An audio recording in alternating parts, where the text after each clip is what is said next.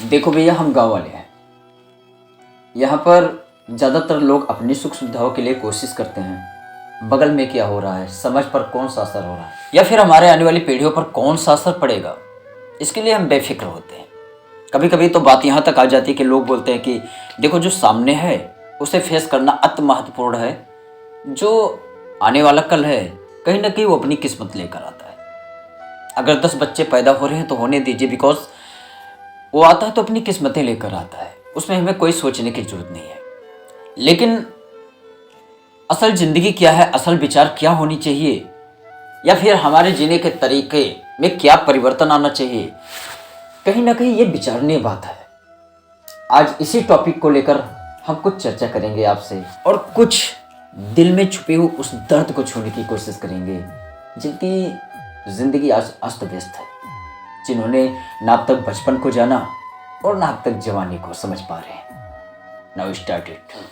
कभी ना कभी आपने किसी बच्चे को ऐसा जरूर देखा होगा जहां सपने तो सस्ते हैं मगर सारा खेल वहां का गड़बड़ होता है, जहां दुनिया रगों में बसी होती है, लेकिन कुछ घरों में मासूमियत को ही जिम्मेदारियों के नीचे धीरे धीरे दबा दिया जाता है। कुछ बाप अपने बच्चों की मासूमियत का फायदा उठाते हैं, धीरे धीरे काम देते जाते हैं, जिम्मेदारियों का बोझ कंधों पर रखते जाते हैं, और बच्चा मासूमियत के चलते समझ नहीं पाता कि उसके साथ कौन सा खेल हो रहा है। एक बाप जो कि अपने आराम के लिए कुछ भी कर सकता है, ऐसे भी लोग इस समाज में हैं, और एक बाप जो कि अपने आने वाली पीढ़ियों के लिए सब कुछ बेचकर उसे खुश रख सकता है, ऐसे भी बाप हैं इस समाज में। जिस उम्र में बच्चे कूदते हैं, दौड़ते हैं, घरों में काम बढ़ाते हैं अपनी शरारत से, उसी घर में कोई कोई बच्चा इस तरह से होता है कि वो जिम्मेदारी को सबसे बड़ा मानता है, बाप के दिए हुए आदेश को किसी भी हालत में वो पूर्ण करने की कोशिश करता है, और फिर समाज इसे ये नहीं कहता कि इसका बचपन खराब हो रहा है, बल्कि कहता है छोटी सी उम्र में सारी जिम्मेदारी संभाल ली इसने। किसी को ये नहीं दिखता कि यह जिम्मेदारी नहीं है, बल्कि कमजोर कंधों पर लादा गया बोझ है। बच्चा चुप रहता है क्योंकि उसे नहीं पता विरोध क्या होता है, बस उसे पता होता है बाप ने कहा है तो करना ही पड़ेगा। पर भैया, हर बोझ का एक असर होता है यार।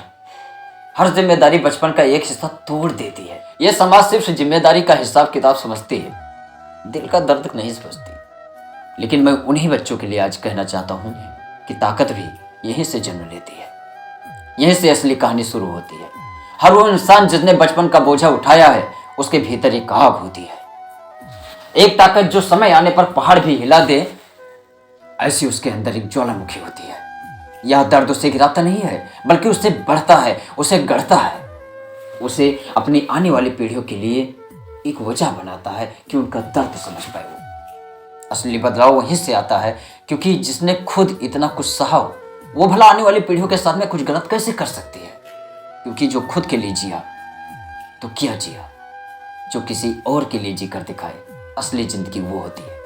सो अगर आप पिता हैं तो थोड़ा समझ जाए, अगर आप बनने वाले हैं तो ये सोच कर बने कि जिसको आप जन्म दे रहे हैं, जिस समाज से आपको अच्छे निष्कर्ष चाहिए, उसमें आहुति आपको ही डालिए। जय श्री राम।